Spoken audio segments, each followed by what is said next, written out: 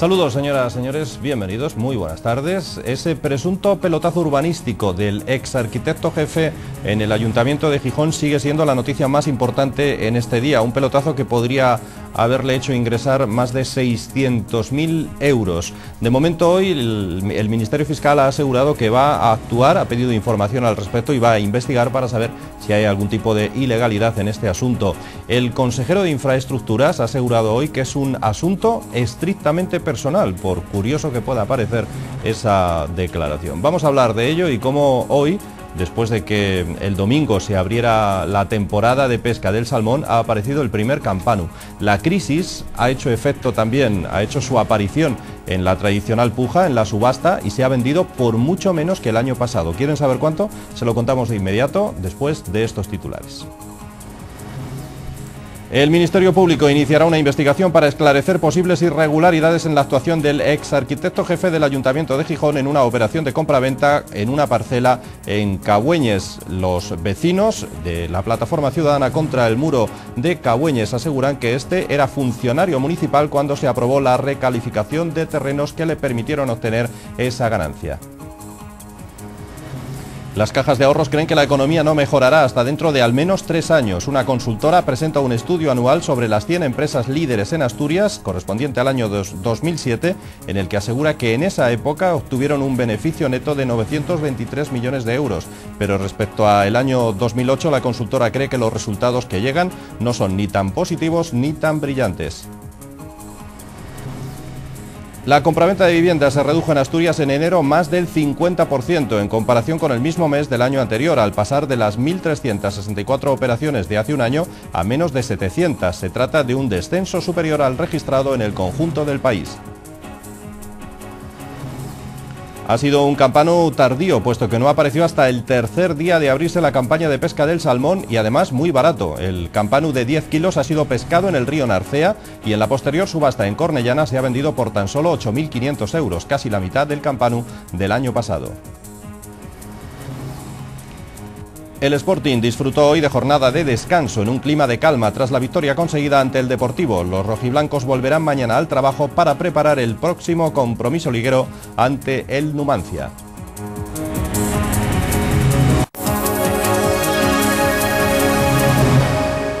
Es sin duda la noticia acerca de una presunta corrupción urbanística más importante de los últimos días. El ex arquitecto jefe del Ayuntamiento de Gijón, Ovidio Blanco, era funcionario municipal cuando se aprobó la recalificación de terrenos que le permitieron obtener, tras venderlos, más de 600.000 euros. Eso es lo que han asegurado los miembros de la Plataforma Ciudadana contra el Muro de Cabueñes, desmintiendo así al propio Ayuntamiento gijonés, que salía en defensa del ex arquitecto. El presidente de la Plataforma contra el Muro de Cabueñes aseguró hoy que el ex arquitecto jefe municipal conocía el borrador del plan parcial de Cabueñes antes de que pidiera la excedencia al ayuntamiento el 31 de diciembre del 2003. La próxima semana decidirán en asamblea si emprenden acciones legales y cuáles pueden ser estas. No obstante, han pedido que se depuren responsabilidades políticas si las hay.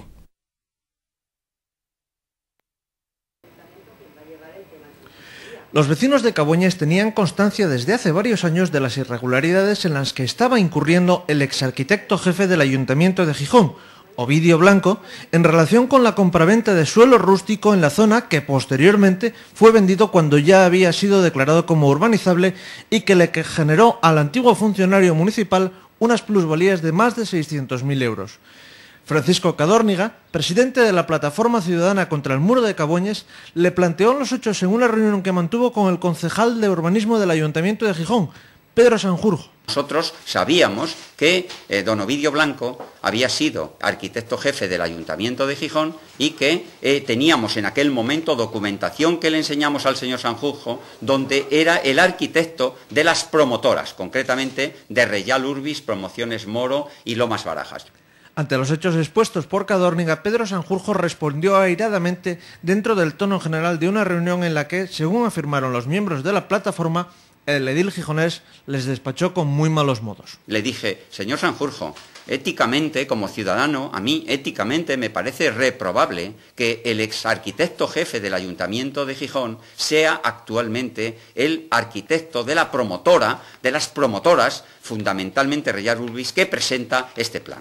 El señor Sanjurjo me dijo: no le tolero absolutamente ninguna de sus imputaciones, meto la mano en el fuego por todos los funcionarios de urbanismo que ha habido antes y que hay en este momento. La plataforma ciudadana contra el muro de Cabueñes se reunirá la próxima semana para decidir qué tipo de acciones emprenderá a partir de ahora contra la decisión del Ayuntamiento de construir 600 viviendas de 6 pisos, lo que las equiparará en altura al Hospital de Cabueñes. Y este presunto pelotazo urbanístico ha generado hoy curiosas declaraciones. Por ejemplo, el consejero de Infraestructuras, Francisco González Buendía, que ha dicho a los periodistas en una entrega de premios en Gijón que la compraventa de esta parcela efectuada por el exarquitecto jefe del Ayuntamiento de Gijón y por la que consiguió estas elevadísimas plusvalías es una actuación que entra dentro de lo estrictamente personal. El fiscal especial de urbanismo del Principado, Joaquín de la Riva, ha manifestado que el Ministerio Público iniciará una investigación para esclarecer posibles irregularidades en la actuación del ex arquitecto jefe del Ayuntamiento de Gijón en relación con esta operación de compraventa de la mencionada parcela en Cabueñes. El fiscal jefe, en declaraciones realizadas a diferentes medios de comunicación, manifestó que la Fiscalía espera un tiempo prudencial para obtener toda la información que aporte el Ayuntamiento u otras asociaciones.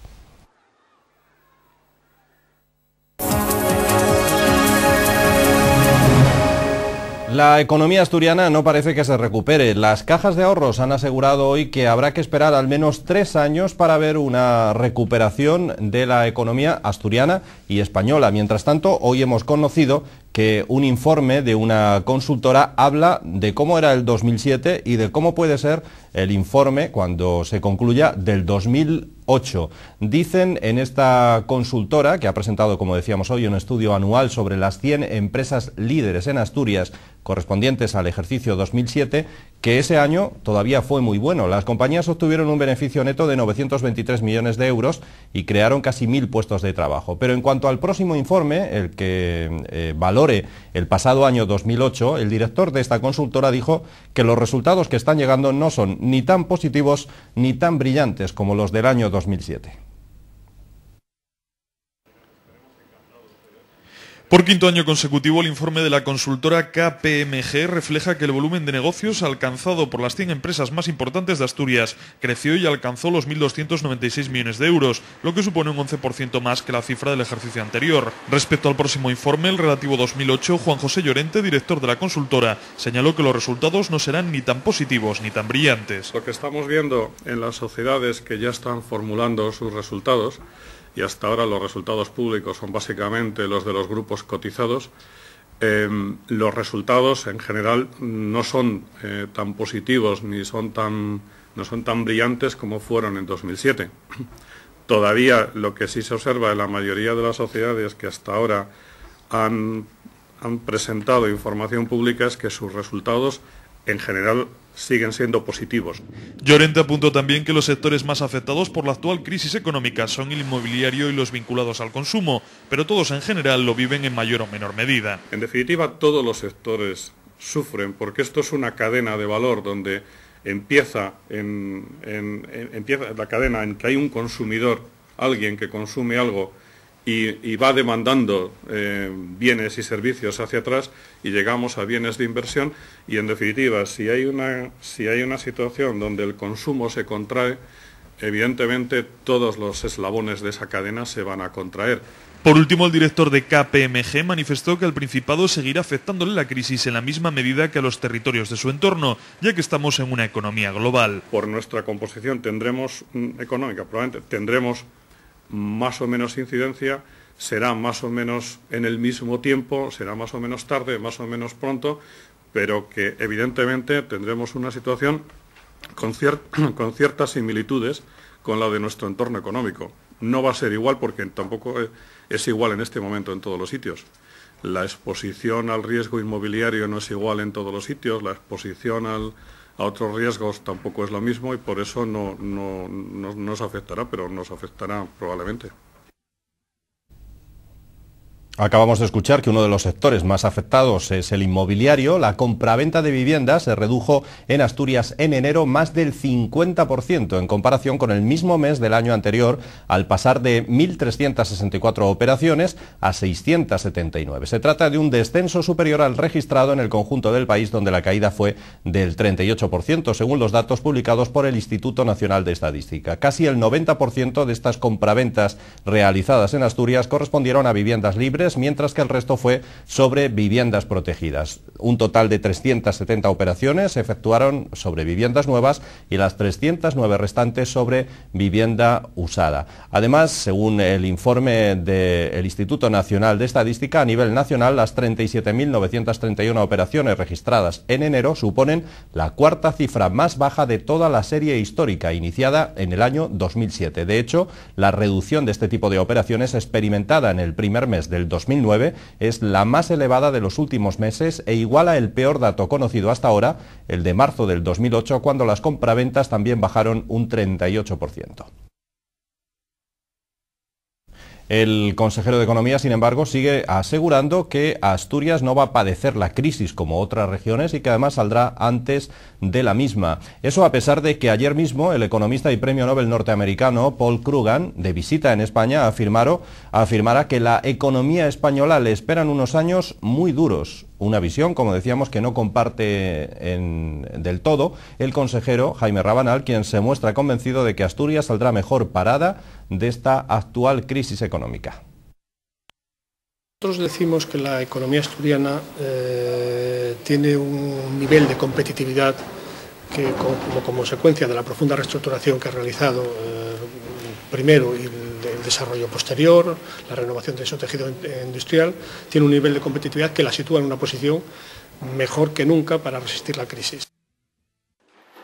Precisamente este consejero de Economía y Hacienda ha asegurado en la Junta General del Principado que no hay ninguna propuesta nueva desde el 3 de febrero sobre financiación autonómica que no sean las que se conocen públicamente. Rabanal dijo además que se sigue pendiente de la convocatoria del Consejo de Política Fiscal y Financiera, que a su vez sigue pendiente de la formación del Gobierno gallego. Rabanal compareció hoy en la Comisión de Economía y Hacienda a petición del Grupo Parlamentario del PP para informar sobre las últimas propuestas trasladadas por la Administración del Estado al Principado de Asturias en materia de financiación autonómica y la posición respecto a las mismas de la Administración. En esta sesión, el PP preguntó al consejero sobre la existencia de un estudio que aborde el esfuerzo fiscal de los asturianos, mientras Izquierda Unida destacó la complejidad a la que se puede ver abocada la negociación del nuevo modelo de financiación.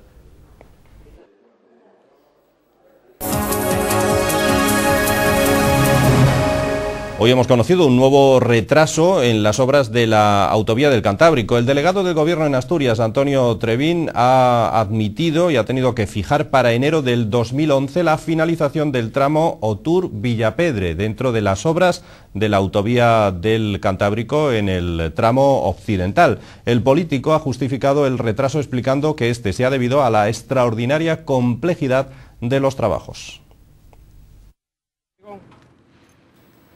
Antonio Trevín visitó el tramo que va de Muros de Nalón a Las Dueñas y que contará con el viaducto más largo de toda la autovía del Cantábrico, el de la Concha de Artedo, con una longitud total de 1.200 metros. Posteriormente, en declaraciones a los medios de comunicación, el delegado del Gobierno en Asturias comentó que el sector occidental de la autovía se irá poniendo en marcha progresivamente para culminar en enero de 2011 con la inauguración del tramo Otur-Villapedre. Los automovilistas asturianos y los automovilistas de otras partes de España que circulen por la autovía, porque cada año iremos abriendo varios tramos de autovía para finalizar en enero de 2011 con el último tramo Otur-Villapedre, que como saben habíamos tenido que cambiarlo radicalmente por una resolución judicial. El delegado del Gobierno destacó también el compromiso del Gobierno socialista con la autovía del Cantábrico, en la que ha invertido anualmente más de 66 millones de euros. Hablando de carreteras, hoy hemos conocido que el Ministerio de Fomento señalizará antes del verano 223 tramos de concentración de accidentes o puntos negros de la red de carreteras, el 28% del total, lo que supone unos 6 millones de euros de inversión. Esta medida afectará a la señalización de 12 puntos negros en el Principado de Asturias. La mayoría de ellos serán señalizados en la Nacional 634. Además, 2 tramos en la A66 y otros en la Nacional 625, en la Nacional 630, Nacional 630 632 y Nacional 640. La señalización de estos puntos, agrupados en 189 tramos de carretera, son fruto de un convenio firmado recientemente entre Fomento y la Dirección General de Tráfico, por el que se comprometieron a señalar estos tramos en tanto se realizan obras para eliminarlos. En la selección de los tramos, que contarán con señalización, se ha tenido en cuenta su índice de peligrosidad y el hecho de que la velocidad sea un factor determinante en los accidentes, además del número de accidentes producido en estos puntos negros, donde se colocará una señal, un cartel diseñado específicamente para este fin, y en una fase posterior se procederá a colocar radares.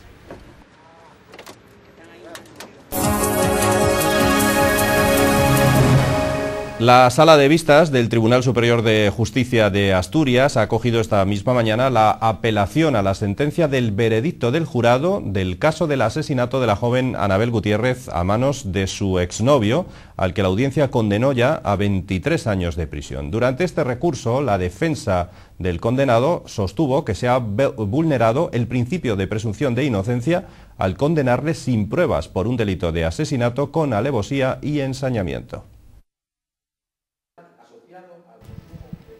La defensa de Juan Antonio S.A., el exnovio y asesino de la vilesina Anabel Gutiérrez, muerta el 14 de junio de 2007 en el Alto de la Degollada, solicitó al Tribunal Superior de Justicia de Asturias que anule la sentencia y proceda a la redacción de un nuevo fallo con arreglo a derecho. El letrado del exnovio de la víctima rechazó que haya existido alevosía. Respecto al agravante de ensañamiento, considera que no se puede probar que Juan Antonio alargase deliberada e inhumanamente el dolor de Anabel Gutiérrez. Además, el letrado mantuvo que su defendido padece un trastorno límite de la personalidad debido al consumo de cocaína.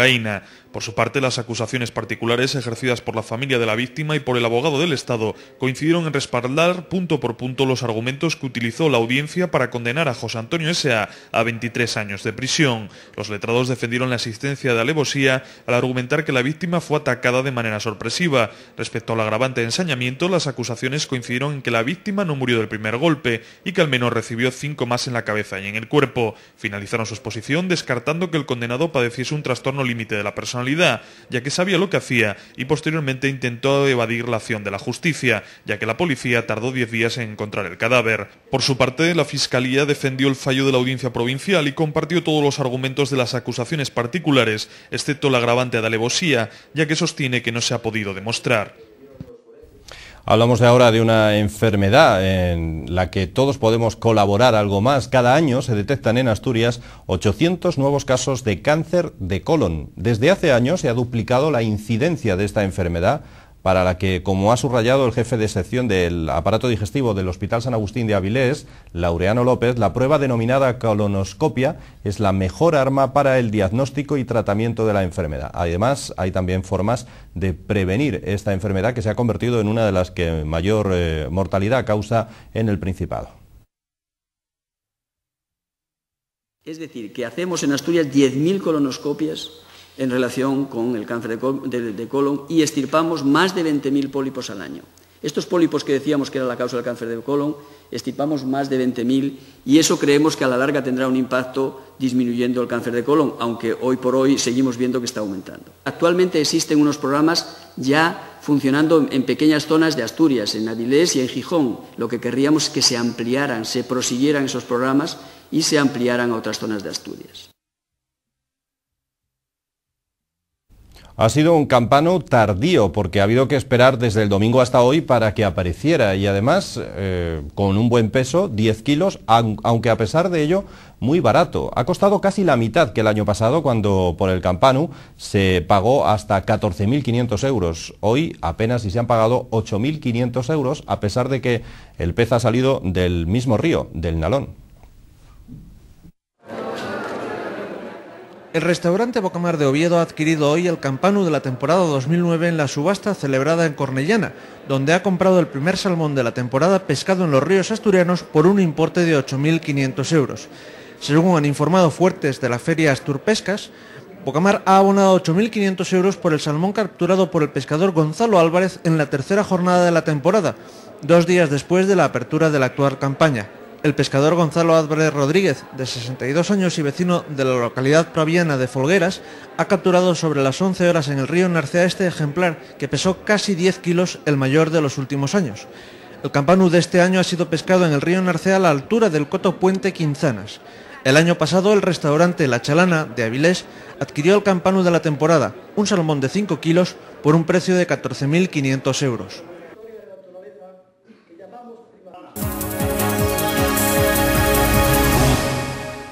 Hace tan solo unos días, el miércoles pasado, se cumplían 5 años de la mayor tragedia, del mayor atentado terrorista vivido en nuestro país, como saben, los atentados del 11M madrileño. Lo cierto es que ese quinto aniversario ha pasado más bien desapercibido en la mayoría de los casos. Se ha establecido una especie de silencio y parece que las víctimas hubieran caído en el olvido, no solo las del 11M, las de cualquier atentado terrorista en general. Y por si fuera poco, lo más lamentable es que en el caso de la Comunidad madrileña incluso se produjo una división entre los partidos políticos que posiblemente en asuntos tan graves como este deberían estar a la altura y mostrarse unidos ante lo que es una lacra, el terrorismo. Vamos a hablar de este asunto hoy porque tenemos con nosotros a María Ángeles López, que es la delegada de la Asociación de Víctimas del Terrorismo en Asturias. María Ángeles, bienvenida. Hola, buenas tardes. Bueno, vosotros sí organizabais una concentración, la vivíais en Oviedo el pasado miércoles, sobre todo pidiendo que las víctimas no sean olvidadas, ¿no? Sí, bueno, era el quinto aniversario del Día Europeo de todas las víctimas del terrorismo, coincidiendo con el atentado mayor que hubo en España, que fue el atentado del 11 de marzo con 192 muertos. Y bueno, por quinto año consecutivo se hacía en distintas partes de España, incluso de Europa, ya que se leía el manifiesto europeo de todas las víctimas del terrorismo. Bueno, curiosamente, ni siquiera en esto los partidos políticos dieron la talla que quizá deberían haber dado y tendrían que haber estado unidos en una situación así, al margen de cualquier otra agria discusión política que debe quedar para otro momento y otro ámbito, ¿no? Sí, bueno, yo ese día por la mañana la verdad es que me dolió cuando oí en la televisión de que el Partido Socialista no iba a asistir a los actos en el homenaje del Día Europeo de todas las víctimas del terrorismo de Europa. Me dolió porque bueno, yo no sé qué tenemos que ver nosotros en todo esto, ¿no? Es una decisión además arbitraria que no tiene nada que ver con el cerro de la comisión allí en Madrid sobre un tema que a nosotros ni nos va ni nos viene.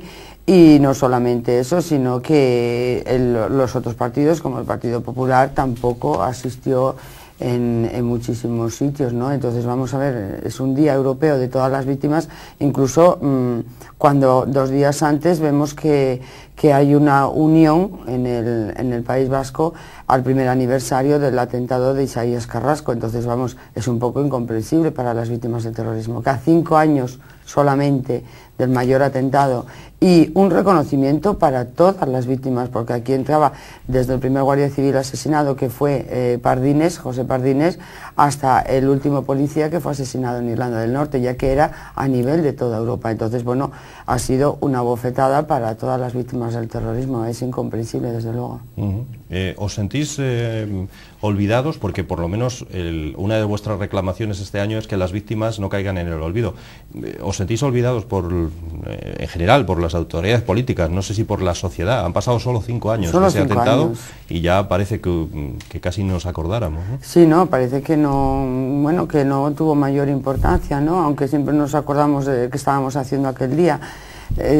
Lo único que, bueno, desde aquí, aparte de la memoria y el reivindicar ese día que nosotros llevábamos muchos años pidiendo un día para todas las víctimas del terrorismo, sucede el atentado del 11 de marzo, la Unión Europea llegan a un acuerdo en poner esa fecha para el reconocimiento de todas las víctimas del terrorismo y bueno, a 5 años nada más que se nos haga esto, pues la verdad me parece un poco vergonzoso, porque nosotros, yo desde aquí, precisamente hablo por mí, desde aquí, desde el Principado de Asturias, se está intentando hacer ese reconocimiento a esos asturianos que fueron asesinados, que hay un número de 31 personas en esos ayuntamientos, para hacerles ese pequeño homenaje y esa distinción en aquellos ayuntamientos donde haya víctimas mortales, poner su nombre y apellidos, y donde no las haya, pues poner paseo o plaza a víctimas del terrorismo. Entonces, bueno, es esa lucha la que tenemos ahora, el reconocimiento a esas víctimas, aparte de que se nos reconozca a nosotros y se quite en el País Vasco a los homenajeados a los terroristas. Ese muro de la vergüenza, como le llaman, ¿no? Donde permanecen las fotos de diferentes etapas. Sí, y las calles y las plazas y los nombres que tienen los distintos terroristas. Sí, porque el muro se retiraba hace unos días por parte de la Policía Autónoma Vasca. Sí, sí, pero hay muchísimas plazas todavía en el País Vasco con esos nombres de esos terroristas que no solamente han sido muertos, que murieron manipulando artefactos que iban a servir para asesinar a víctimas inocentes, ¿no? Entonces todavía esos ayuntamientos les ha dedicado una plaza, les han dedicado hijos predilectos, entonces bueno, estamos en esa pequeña lucha. Estamos viendo imágenes, hemos visto tanto de los atentados de Madrid como de las inmediatas concentraciones que se produjeron hace ahora 5 años en Oviedo y en diferentes rincones asturianos. Qué diferencia, en 5 años, como decíamos, cómo parece que se ha olvidado el tema, ¿no? Sí. Qué lamentable. Y sin embargo, para una víctima del terrorismo, pues ya hemos visto que precisamente hay víctimas todavía hospitalizadas, hay víctimas con muchísimas secuelas, hay víctimas que incluso no han solicitado las indemnizaciones, es decir, que han quedado ancladas en esos hace 5 años, ¿no? Y sin embargo, la gente de la calle, bueno, pues olvida muy fácilmente. Hay 31 asesinados asturianos por terrorismo, ¿no? Sí. Uno de ellos, una mujer, si no me equivoco, en el 11M incluso, sí, ¿no? Exactamente. ¿Vosotros sentís que los partidos políticos utilizan a las víctimas en todo esto o no? Sí, bueno, yo creo que en todas las legislaturas hemos sido un poco utilizados porque, bueno, todos los presidentes hemos oído decir estaremos con las víctimas, siempre estarán con nosotros, sobre todo el día del atentado, cualquier cosa que necesitéis, siempre estaremos ahí para vuestro apoyo, nunca los olvidaremos, y bueno, estamos viendo que ese olvido es el 100% de todos los políticos. Aquí meto a todos, no excluyo a ningunos, porque yo hace 20 años que lo soy y lo he vivido, y como yo, el resto de las víctimas asturianas, ¿no? Sobre todo víctimas de hace muchos años, ¿no? Entonces es lo que pasa, ¿no? Que esas palabras te quedan ese día y luego a la hora de la verdad pues son palabras nada más, nada de hechos. En Asturias el pasado miércoles solo hubo un acto que es el que organizabais vosotros. No sé si consideráis que eso es lo lógico, que las instituciones públicas no tienen que organizar los actos, sino que es la Asociación de Víctimas del Terrorismo, o creéis que quizá debía haberse organizado algún tipo de actividad de forma oficial. Bueno, de momento nunca se hizo en estos 5 años, ¿no? Siempre, sobre todo, ha llevado la voz cantante la Asociación Víctimas del Terrorismo, excepto en Madrid, que se hizo allí en Atocha, ¿no? Que asistieron los reyes el año pasado. Pero el resto pues ha sido la propia Asociación Víctimas del Terrorismo la que ha organizado. Hombre, yo pienso que lo mínimo que deberían de hacer, ya no solamente los ciudadanos, que precisamente sí son los que acuden a estos actos, no es una manifestación, no es una protesta, no es una repulsa como ocurrió contra lo de Juana de Chaos, o contra el que se cumplan las penas, no es, señores, no es nada de todo esto, es un día europeo en recuerdo y memoria de todas las víctimas, y si en esto no estamos apoyados, porque hemos visto que hay víctimas de índole política, de socialistas, del Partido Popular, militares, incluso niños nacidos, que como yo digo, las víctimas nos escogieron ellos a nosotros. Entonces, si en esto no se unen en ese único día que hay al año, en homenaje a todas las víctimas, yo pienso que ya no la gente, porque la gente sí está ahí en mayor o menor medida, sino que la clase política y las autoridades, desde luego, están, pues no tenemos ese apoyo, y desde luego ellos no sienten de que mañana pueden ser ellos, y bueno, no sienten ni pena, ni lástima, ni dolor por lo que nos ha tocado a los demás, ¿no? Entonces sí pienso que el comportamiento de ellos deja mucho que desear, como políticos que son, que se supone que deben de estar ahí acompañándonos, y que las víctimas del terrorismo no somos personas que nosotros, accidentes circunstanciales, como decía yo el día 11 de marzo, sino que si lo pensamos somos víctimas de un acto político, puesto que los terroristas reivindican a través de esos asesinatos unas reivindicaciones políticas, un agrupamiento de presos, una independencia. Entonces sí somos podemos pertenecer, aunque no queramos entrar en la política, indirectamente, si nuestras personas fueron asesinadas por un plan político. ¿Os metieron en la política? Os metieron, sin quererlo, sí. Se pide a los políticos algo que se dice mucho últimamente, una frase muy utilizada, pero que es vacía si no tiene un contenido, y es tener altura de miras. Eso que tanto se dice ahora, ¿verdad? Lo de la altura de miras. María Ángeles López, la delegada de la Asociación de Víctimas del Terrorismo de Asturias. Muchas gracias por estar con nosotros esta tarde. Bueno, yo espero que el año que viene no saquen ninguna tangada y bueno, pues estemos ahí todos otra vez apoyando a todas las víctimas precisamente en este Día Europeo de todas las víctimas del terrorismo. Yo creo que es lo menos que se puede hacer, acompañarnos ese día y estar ahí apoyándonos a nosotros, todas las personas que quieran. Bien. Muchas gracias, María Ángeles. A vosotros.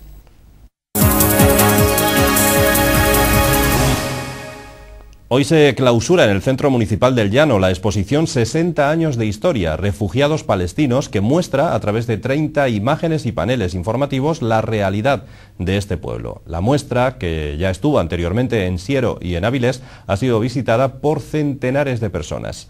La exposición, que ha sido un éxito de visitantes en un momento en el que el conflicto palestino-israelí está latente, cuenta con imágenes del Archivo Histórico de la ONU. Estará en Asturias hasta el mes de abril y pretende recordar que en el 2008 el pueblo palestino cumple 60 años de refugiados. En total hay entre 4,3 o 4,5 millones de palestinos en esta situación hoy en día, lo que supone un tercio de la población refugiada mundial. Según los organizadores, con esta exposición se pretende ofrecer una visión de la realidad desde la ocupación en 1948 hasta ahora.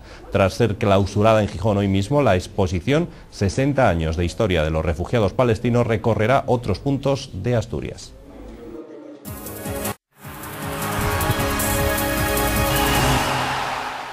Abrimos información deportiva para hablar de un Real Sporting que hoy ha afrontado una jornada de descanso con la tranquilidad que dan los 3 puntos sumados ante el Deportivo, pero sin perder de vista, no obstante, ese próximo compromiso liguero que tiene ante el Numancia. Una victoria en tierra soriana sería casi definitiva para asegurar la permanencia en la primera división.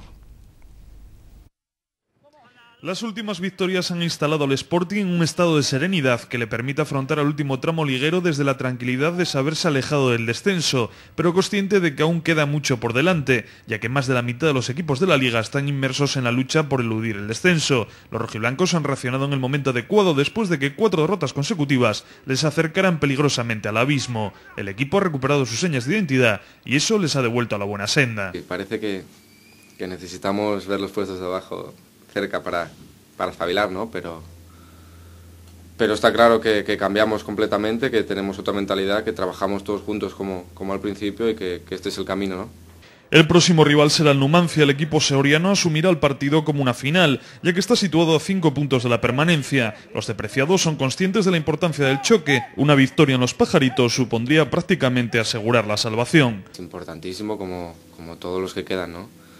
Es cierto que es un rival directo, también es cierto que está abajo y que sería muy importante pues distanciarnos 3 puntos más, pero está claro que todos los partidos son importantes y el primero que tenemos es el del domingo, así que hay que ir a Soria con mucha moral y a continuar la racha, ¿no?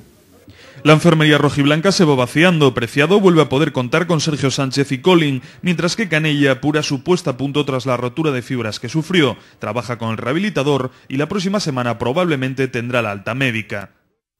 Todavía en el capítulo futbolístico nos centramos ahora en la segunda división B, donde el Marino del Luanco y el Sporting B tendrán que seguir luchando por la permanencia tras sus últimas derrotas. La próxima jornada los luanquinos recibirán al Deportivo B, mientras que el filial rojiblanco se medirá al Racing de Santander B.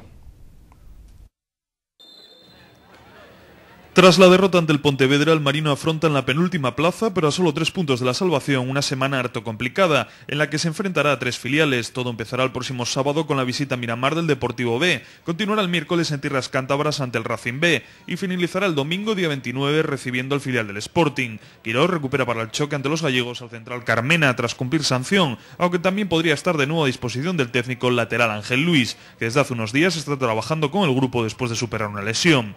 La máxima preocupación es saber si Pablo Díaz, que tuvo que ser sustituido en Pasarón por culpa de una dolencia en el bíceps femoral, podrá estar en condiciones de actuar el sábado en un partido en el que ambos equipos se juegan gran parte de sus posibilidades de permanencia. Por su parte, el Sporting B regresó de vacío de Coruña, donde cayó ante el filial deportivista por un apretado 3-2, y Abelardo Fernández y los suyos están centrados ya en el compromiso del sábado en Mareo ante otro filial, el del Racing, aunque mirando de reojo al choque del miércoles siguiente en el feudo del líder. Abandonamos el mundo del fútbol, nos vamos al de la Fórmula 1 porque el próximo Mundial se decidirá por el número de victorias en lugar de por puntos, según la decisión adoptada hoy por el Consejo Mundial de la Federación Internacional de Automovilismo. El máximo organismo aprobó también fijar un tope al presupuesto de cada escudería en la temporada, que ha sido fijado en 30 millones de libras esterlinas. De acuerdo con el nuevo sistema aprobado hoy por la FIA, el vencedor del campeonato 2008 habría sido el brasileño Felipe Massa, que ganó 6 grandes premios frente a los 5 del británico Lewis Hamilton, que se hizo con el título. Solo en caso de empate en el número de victorias se recurrirá a los puntos sumados a lo largo del campeonato para elegir al ganador del Mundial, que comienza el próximo día 29 en Australia. El Consejo de la FIA, sin embargo, no aprobó la propuesta de Bernie Ecclestone, patrón de la F1, de atribuir medallas a los 3 primeros pilotos en cada gran premio. La distribución de puntos será similar a la de los últimos mundiales, con 10 puntos para el ganador, 8 para el segundo, 6 para el tercero, y así sucesivamente, al rechazar el Consejo la propuesta de conceder 12 puntos al vencedor, 9 al segundo y 7 al tercero. El número de puntos logrado a lo largo del campeonato servirá para determinar los siguientes puestos de la clasificación final del Mundial tras el primero, indicó el Consejo Mundial de la FIA tras su reunión en París. El máximo organismo del automovilismo aprobó también fijar un tope al presupuesto de cada escudería en la temporada, que fue fijado en 30 millones de libras esterlinas, donde se incluirán los salarios de los pilotos. Lo único que quedará al margen de ese presupuesto, que será válido hasta 2012, serán los gastos de desarrollo del motor de origen para los equipos que ya lo tengan y las multas que se tengan que pagar a la FIA. A cambio, el Consejo permitirá a los equipos una mayor libertad técnica a la hora de elaborar sus bólidos, como sistemas aerodinámicos más eficientes, alerones móviles y una menor rigidez en cuanto a las revoluciones máximas de los motores.